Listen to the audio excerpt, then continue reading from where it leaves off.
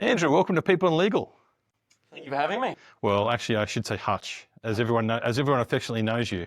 100%. Yeah, So you're in Australia. I am. I'm in the wonderful Sydney. It's lovely to be here. It's been 2 years, I think, since I've been here. Hasn't changed. Still one of the best cities in the world. Okay. What do you like? So what do you like about it? I think there's lots of things I like about it. I think it's nice and warm. It's minus 10 degrees centigrade at home. So it's nice to be warm. I like being near the water and just great people, great vibe. So you've actually had quite the career journey. I have. So tell our audience, introduce yourself, tell our audience about your career journey and how brown sugar factored into that. Brown sugar factored into that. So it's been interesting. So 2 decades in legal tech. Started at a company called Visual Files based in Leeds, which is where we first met. Yep, that's right. And went on the journey into LexisNexis, spent a couple of years at Lexis. And then after a bottle of red wine, you and I had a conversation. Yep. And you convinced me to take a job in Canada. Yep. Moved to Canada, spent 3 years selling iManage, and then joined OnePlace. Yep. Employee number 5. Amazing. First CRM for legal built on Salesforce, which is pretty cool. Joined Intap, part of the acquisition. 2 years there, founded my own company, and merged it into Nexl. Wow. Here we are today. Nexl. So we're actually in the wonderful Salesforce Tower, I think, in Sydney today. How ironic is that? I know, in the eco sort of area. Yeah. I mean, yeah. So interesting. So what does Nexl do? So Nexl, we are a legal CRM. I think what makes us different is rather than just being a database, we apply actionable intelligence and then project management type capabilities. Yep. So one of the things that we've seen over the last decade of CRM deployments, we know about some of the incumbents that have been here for many years. Yep. Did a very good job of managing lists and data, but really didn't take it to the next level. And I think as an industry, business development was starting to mature. People were starting to think about account-based marketing, which is something that, corporate entities have been doing for years. And as they looked at their technology stack, they didn't have the tools to enable them. And I think one of the things that we brought to market through the OnePlace journey was the idea of modern technology. How do we transition you onto something modern that allows you to bring all of that data together? And I think looking back, what we found was that ultimately we had the same problem. So the problem originally was there was no value in the CRM system. So why would I as a partner come in and do anything? I can get everything that I want out of my Outlook contacts. And then we went to the other end of the spectrum. Now we've given them too much. So there's all this information and they're staring at it. And what do we know about most lawyers, unless you're an IP lawyer? You don't spend a lot of time looking at data and graphs. That's not something that you inherently do. You spend a lot of time consuming content. And so I think what we found was that getting the partners to come and use the system was just as hard as it was previously, but for different reasons. And so I think part of my journey post-Intap was to say, how can we start to enable the partners to use the information? How do we start to commoditize the intelligence and then serve that up to the users? And I think the bit that was missing for us was once you have something to do, how do you go do it? And so the coming together with Nexl was a perfect match because Nexl brings that idea of traditional CRM, but then it layers on capabilities like Monday.com, Asana inside one common platform that allows you to do things like build a business plan using data. And then it allows you to go and deliver that business plan in conjunction with the other people around you. So as a partner, I'm working with BD, I'm working with my marketing team. And we can all work on this plan together because we have the tools and we have the intelligence to support getting work done. And what kind of size organizations would it apply to? Like where is it, where in the market is it actually shooting for? Yeah, it's interesting. So I think, originally the company started out in the mid-market. So we work with firms from 75 attorneys, lawyers, depending on your jurisdiction, all the way up. And I think it's interesting as we start to talk to the larger firms, there's a really interesting dilemma that's occurring, which is a lot of the big firms have bought an experience management system. Highly flexible, you can configure it to give you all the great and wonderful intelligence that you would want about your clients. And then they're saying, okay, now we want to buy a CRM system. Okay. So they're looking at a number of these providers that sell themselves on the basis of high configurability. So I'm now buying another database that's also configurable. And I'm now building in a conflict in my technology stack. Yep. Because how do I decide which piece of information sits in which system, right? Because both look at clients. Yep. This one happens to look at prospects as well, but Yep. they both inherently look at clients. And then you have the challenge of multiple integrations that you've got to maintain and all those sorts of things. And at the end of the day, what are you left with? You're left with two databases. And so I think one of the conversations that we're starting to have with large firms is, yeah, you can have all the configurability in the world and we can give you that. But actually, how do you go get the work done? And what is the work? The work is finding more work and growing your business, your firm, and being profitable. Yep. And so I think that's the conversation that we're now having. And it isn't about CRM. CRM is an enabler to that. But actually, that's the real goal. You talk to every firm, what are they trying to do? They want to grow. I mean, LinkedIn and organisations like that would actually argue that they've got a CRM that's built for everyone, and basically that it's easy to use. There's no configurability. You can sit there and use it. You know what's going on in real time. So I mean, how does that sort of play with I guess the technology you've got? Yeah, I think it's always that interesting challenge, right? You think about corporate technologies, and we've seen it in many instances. You remember the days when SAP tried to come in and build, financial management systems for law firms. I mean, it was just a nightmare. Oh yeah, totally. And then, of course, there was the, big content provider who tried to build a FMS on a Microsoft Dynamics platform. Gosh. And look where that got us. I know. So I think, it is interesting because corporate technologies, they do have a place in our world. And you see that very much in the marketing technology stack, right? There's lots of corporations doing really interesting stuff. So looking at, buying signals and all those sorts of platforms by looking at all of this content that's available to us. And so I think we're starting to see some of those things come in, but they have to come in the right way. LinkedIn is a huge source of information. The challenge is locked in LinkedIn. Yeah. And I think people have this perspective that if I go buy a Microsoft-centric platform, I'm by extension going to be able to export all that information and put it into my CRM system. You're not. No. The value of the LinkedIn data is so great that even Microsoft knows that it doesn't make any sense, right, to let you extract it.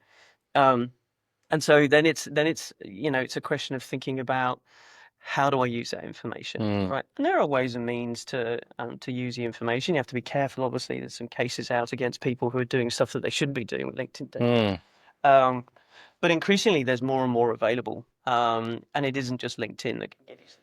I mean, I guess it's just one of the many feeds. I mean, there's many activities that organisations do. You've got like different like organisation-driven marketing initiatives. You've got all sorts of stuff, information, until it comes in, and I guess that's one of many feeds.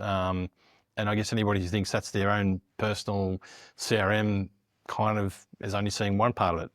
Yeah, and I think if you think about the use case for law firms, there are probably two big ones, right? And one is common across all organizations, which is how do we figure out who has relationships with who?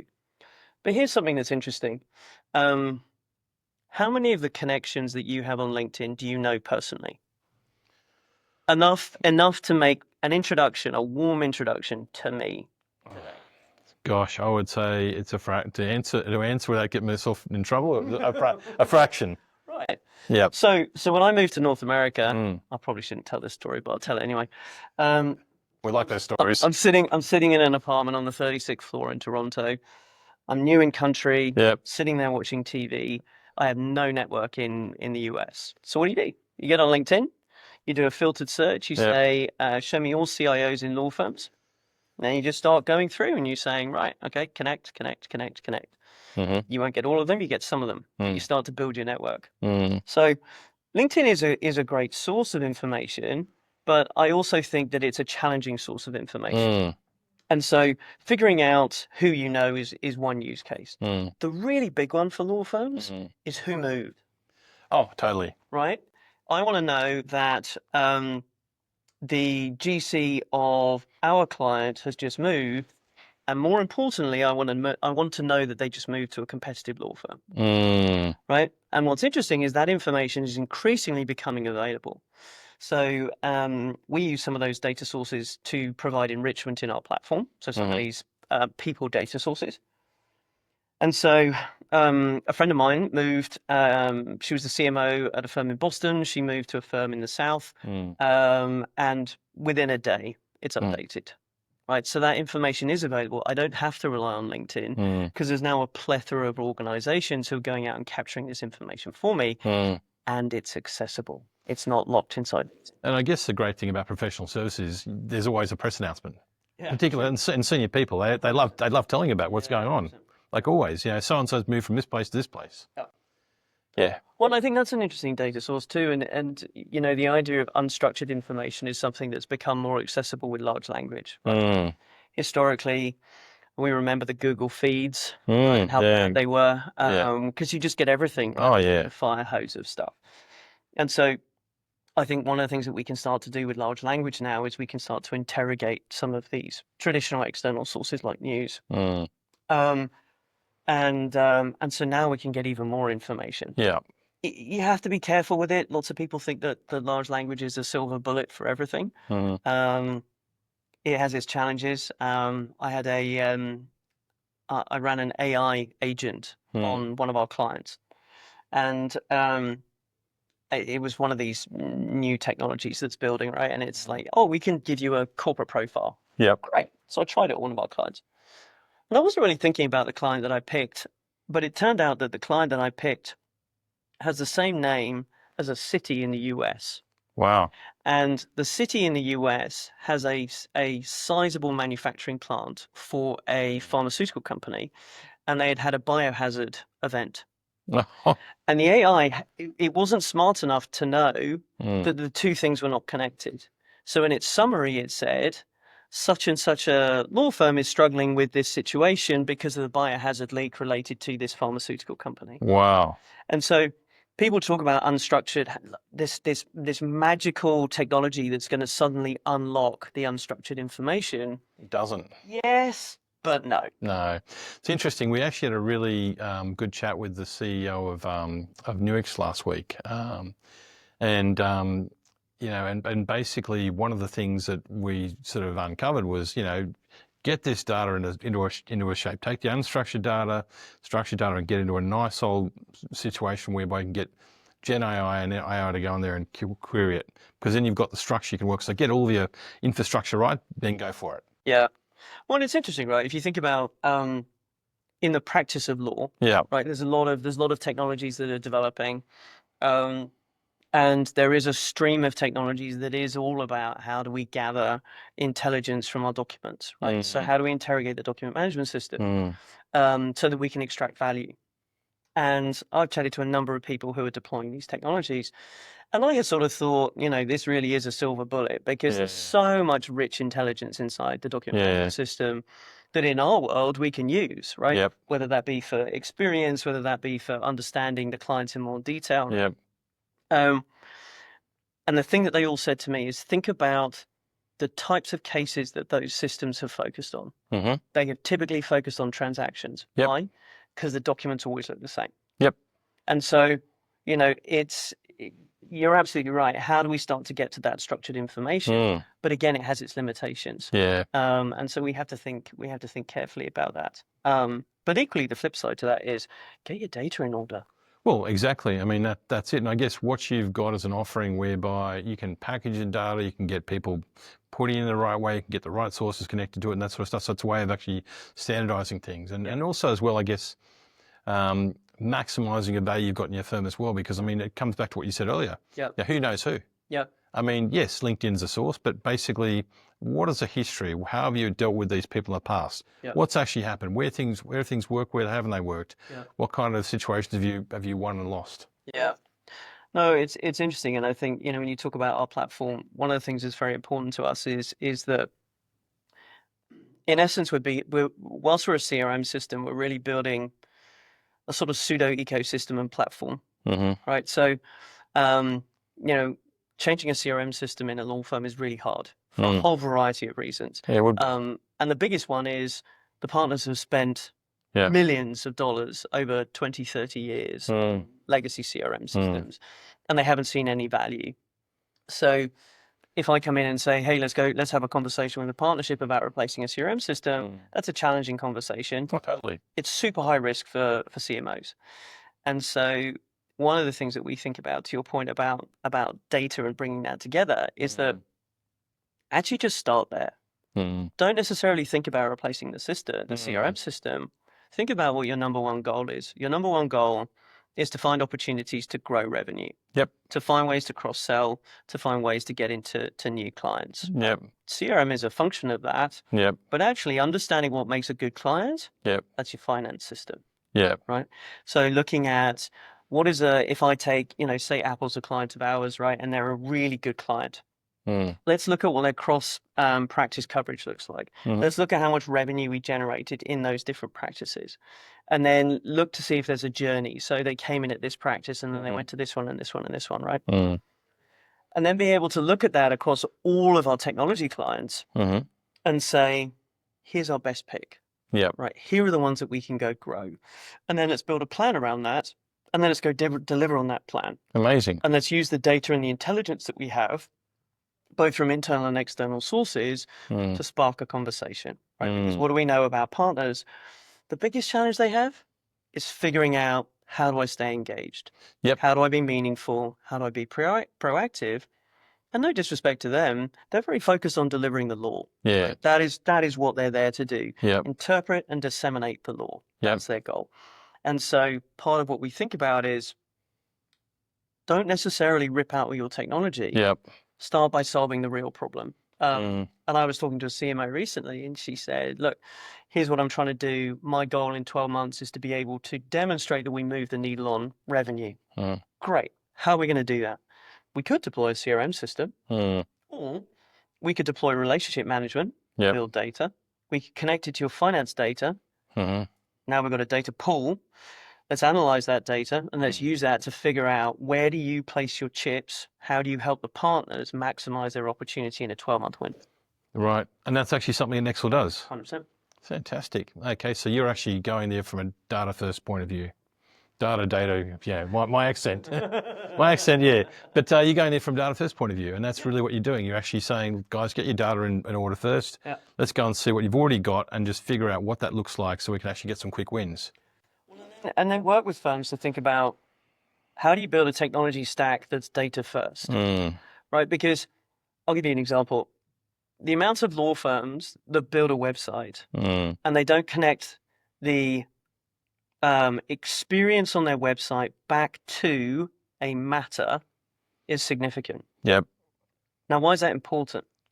If I want to build an understanding of what people are interested in, the website's a great place to do that. So I remember sitting in a session with Sadie Barron when she was at Reed Smith, and she was talking about the idea of revenue generating content. Yep. So they were building content that they were using to drive people to the website. Okay. And then they were tracking the journey on the website to see what was of interest. Where were they focusing? Who were the partners that they were looking at? What was the experience? And then they were using that to go and have a conversation. But the key is being able to say, they looked at this piece of experience, which is just a narrative, right? It doesn't tell you anything about the client per se. It tells you about the work that you did. But if I can link that back to an experience matter, now I have all my tagging. I have all the people who build time. I have all the people that have relationships from those people who build time back into this client. And now I can define an action that says, the very best person to reach out to this person that's showing interest on our website is this person. Okay. And so now I can hand it to them and say, here's your opportunity to go have a conversation. That's amazing. Fantastic, right? Yeah, that's amazing. So in effect, I mean, it would actually, so it's a lead, I mean, they've got, I mean, I'm going to use some crass words here. It's a lead magnet. They've generated some leads from and that sort of stuff. And you've got the intel from inside the law firm to actually then say, hey, this is your next action to get that lead and convert it to a sale. Have you got any examples of where you've actually really changed your life and made a CMO just glow from what you've done? I think we're getting there. I think this is early days. People, there are firms who've been thinking deeply about data, but I've spoken to a number of firms who've been building the data in preparation for this moment, right? And I think this is a rapidly developing moment of saying, how do we make the data actionable? And I think within the Nexl client base, we have genuinely opened up the kimono to people. Yeah. We have exposed the relationships that the firm has, and through the collaboration capabilities that we bring, we've enabled people to take advantage of those relationships, ultimately to maximize the revenue that they can drive out of a client. Right? So how do we bring partners together and then put them in front of a client? Yeah. Right. And one of the things that we think about is internal relationships. We've been talking for so long about who knows who externally, but who knows who internally. Okay. And if you think about a big firm, I was talking to someone recently who's a BD coach inside a big firm. And through his coaching in different countries across the globe, he was starting to join the dots because they didn't have the technology. Okay. So he'd be sitting in one training session and the partner would say, yeah, I really want to get into BP and, this, and I'm doing this. And he would then go have a conversation with somebody in London, another partner who's like, yeah, I'm in BP and it's great. Oh, I need to join you two together. Right. Okay. And so, but we can start to do that technologically. Yeah. We have all the data to say, you and I work together, we're partners in different practices, but based on the metadata, based on the way that we communicate via email, so via Teams, I can see that we are developing a relationship. Okay. And you know this because you've been in technology. The very best technological demos that you can do is where you have a salesperson and a sales engineer who have a really good relationship. Oh, totally. Yep. Because what happens? You finish each other's sentences. Yep. Right? Oh, remember when we worked with that client? Yes. We did this thing? Yeah. This was the outcome. It was great. What if you do the same with partners?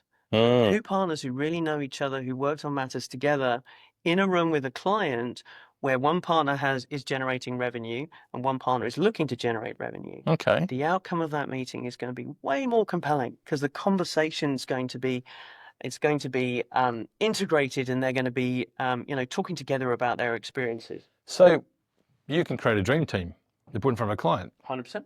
Amazing. Yeah. Amazing. And I mean, something you picked up on, I picked up on earlier you were saying was around the way in which we communicate. So does your software do sentiment analysis and those kinds of things, or does it figure out like what, I guess how the conversation, with a friendly tone or, I would love to do that. Yeah. But you know what the limitation is. It's the partners. Yeah. So the partners are still intrinsically concerned, as they should be, about the reading of the emails. Why? Because in many cases, what's in those emails is privileged, right? Yeah. And we know this. And so I think that is ultimately the challenge.